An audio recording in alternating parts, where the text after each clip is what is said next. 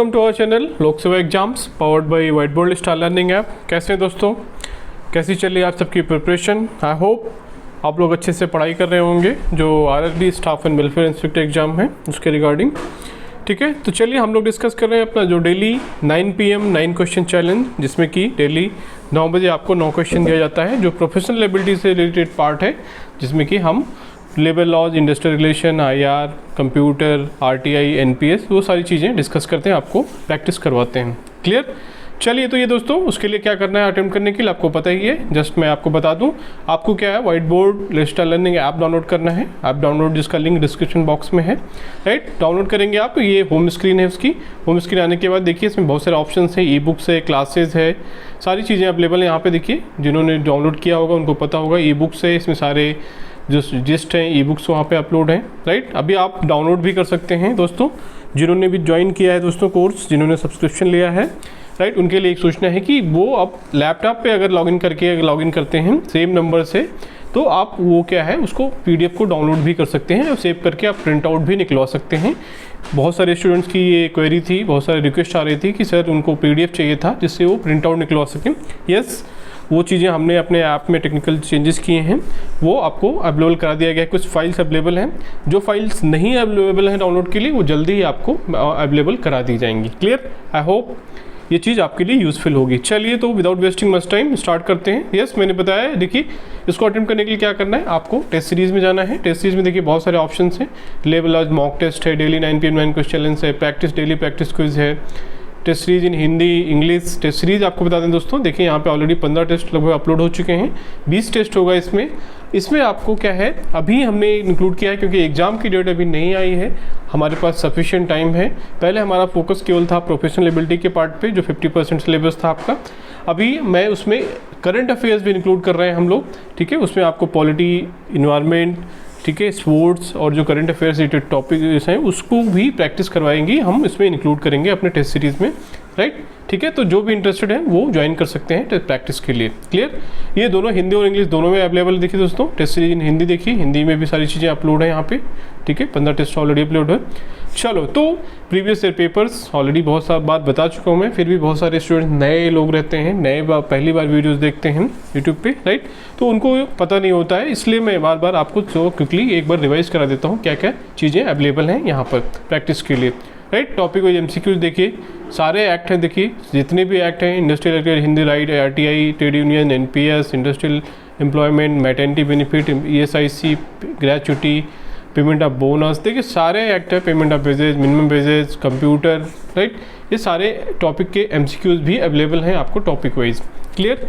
चलो, तो हम लोग अपना जो इनिशिएटिव देखिए, उसके लिए आपको क्या करना, डेली 9 PM 9 क्वेश्चन, यहाँ पे एक कैप्शन है उस पर क्लिक करिए और यहाँ पे देखिए डे वाइज चीज़ें अपलोड होती जाती हैं डेली, आप प्रैक्टिस कर सकते हैं जाकर इसको, राइट। ठीक है, चलिए तो हम लोग अपना डिस्कशन स्टार्ट करते हैं। ऑलरेडी हमने अटेम्प्ट कर रखा है, राइट, ये क्वेश्चन यहाँ पर डिस्कस करेंगे। चलो, पहला क्वेश्चन देखते हैं दोस्तों। What is the penalty for violating the bonus act. Bonus अधिनियम का उल्लंघन करने पर क्या दंड निर्धारित है। मीन्स अगर कोई भी एम्प्लॉयर है, कोई नियोक्ता है, कोई कंपनी का मालिक है, वो अगर जो है जो बोनस एक्ट है, ठीक है, बोनस एक्ट 1965, उसको जो प्रोविजंस दिए हैं उसको फॉलो नहीं करता है तो उस पर क्या कार्रवाई की सकती है या क्या दंड निर्धारित किया जा सकता है। ऑप्शन देखिए, 500 फाइन, ठीक है, 500 रुपये जुर्माना, 1000 रुपीज़ फाइन, 1000 रुपीज़ जुर्माना, 6 मंथ इम्प्रिजनमेंट और फाइन, 6 महीने की जेल या जुर्माना और नो पेनल्टी, राइट। तो इस देखिए एज पर the payment of bonus act 1965 ये चीज़ें हमने डिस्कस की थी, जो हमारा एक्ट का थ्योरी का वीडियोस था, थ्योरी के एक लेक्चर्स थे, क्लासेस थे, वो चीज़ें ऐप पे अवेलेबल हैं। अगर जो इंटरेस्टेड हैं वो जाकर थ्योरी क्लासेस भी वहाँ से आप देख सकते हैं। क्लियर। तो उसमें हमने चीज़ें बताया था क्लियरली कि देखिए अगर आप फॉलो नहीं करते हैं, कोई नियोक्ता प्रोविजंस को फॉलो नहीं करता है पेमेंट ऑफ बोनस एक्ट के, तो उस पर क्या देखिए इसका ऑप्शन यहाँ पे C है कि 6 महीने की सज़ा या उस पर फाइन भी लगाया जा सकता है। तो दोनों प्रोविज़न यहाँ पे मेंशन है कि 6 मंथ इम्प्रिजनमेंट और फाइन, राइट, 6 मंथ जेल या जुर्माना इसका सही आंसर होगा। क्लियर। चलो अगला क्वेश्चन देखते हैं। नाउ सेकंड क्वेश्चन देखिए यहाँ पे, can an establishment recover bonus from employees. क्या कोई प्रतिष्ठान कर्मचारियों को दिया गया बोनस वापस ले सकता है। मान लीजिए बोनस उसने दे दिया गया है, अब उसमें कंपनी चाहती है कि कुछ ड्यू टू एनी रीज़न, कुछ भी कारण से, कि उस बोनस को वापस ले लिया जाए। क्या ये पॉसिबल है? ऑप्शन देखिए, यस हाँ, बी नो नहीं, only in case of loss, केवल नुकसान होने पर, एट मैनेजमेंट डिस्क्रिप्शन या प्रबंधन के विवेक पर। तो देखिए इसका आंसर क्या है, no, means B is the answer, कि एक बार आपने बोनस दे दिया then you can not take it back, right, तो आप वापस नहीं ले सकते हो किसी भी कंडीशन में। तो इसका आंसर देखिए बी नहीं। क्लियर? चलो अगला क्वेश्चन देखते हैं। How many total sections are there in the payment of bonus act? Payment of bonus act में कितने सेक्शन हैं टोटल, कितनी धाराएं हैं?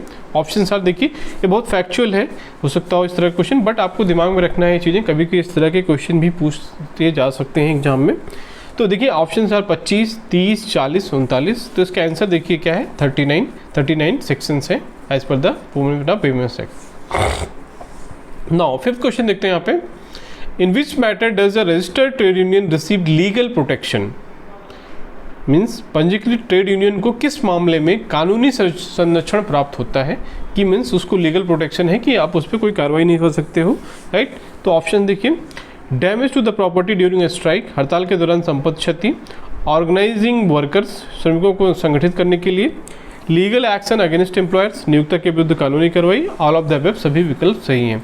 तो देखिए हमने ये चीज़ें देखा था ट्रेड यूनियंस एक्ट के उसमें थ्योरीज में, कि ट्रेड यूनियंस के पास ये लीगल पावर होती है कि वो स्ट्राइक के लिए जा सकते हैं, हड़ताल के लिए, अगर वो लीगली अप्रूव्ड स्ट्राइक है, कुछ ऐसा इशू है जो रियली वो है, जो कि ऑलरेडी किसी डिस्कशन में नहीं है, या कोई कमेटी नहीं बनाई गई, या कोर्ट में नहीं है, ऐसे किसी इश्यूज पर अगर उनकी डिमांड है तो वो यस हड़ताल के लिए जा सकते हैं, जो कानूनी रूप से अलाउड है, राइट। तो उस केस में अगर कोई डैमेज टू प्रॉपर्टी होती है स्ट्राइक के दौरान, तो वो भी उन पर लीगल केस नहीं किया जा सकता है। देन श्रमिकों को संगठित करने के लिए वो जो कर्मचारी हैं उनको संगठित कर सकते हैं, उनको मोबिलाइज कर सकते हैं स्ट्राइक के लिए, and legal action against employers, तो कानून जो के हिसाब से जो नियोक्ता के विरुद्ध कानूनी कार्रवाई भी की जा सकती है। तो ये सारी चीज़ें क्या होती हैं, उनको लीगल प्रोटेक्शन प्राप्त है, राइट। तो इसका आंसर देखिएगा ऑल ऑफ द अबव, सभी विकल्प सही हैं। क्लियर? नाउ सिक्स्थ क्वेश्चन देखते हैं। The funds of A trade union can be used for which of the following?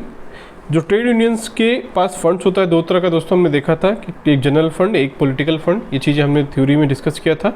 देखिए पॉलिटिकल फंड क्या होता है, स्पेशली पॉलिटिकल एक्टिविटीज़ को सपोर्ट करने के लिए, यस, जो ट्रेड यूनियंस होती हैं वो किसी पॉलिटिकल पार्टी से भी उनको सपोर्ट कर सकती हैं, उनसे एफिलिएट हो सकती हैं इनडायरेक्टली रूप से, राइट। तो वो उसके लिए एक पॉलिटिकल फंड बनाया जाता है। पॉलिटिकल फंड का यूज़ ही केवल उसमें राजनीतिक गतिविधियों में किया जा सकता है। जनरल फंड जो होता है, जनरल फंड का उपयोग केवल आप जो है कर्मचारियों के वेलफेयर से रिलेटेड चीज़ों में ही कर सकते हैं, राइट। वो आप पॉलिटिकल फंड्स के रूप में यूज नहीं कर सकते हैं।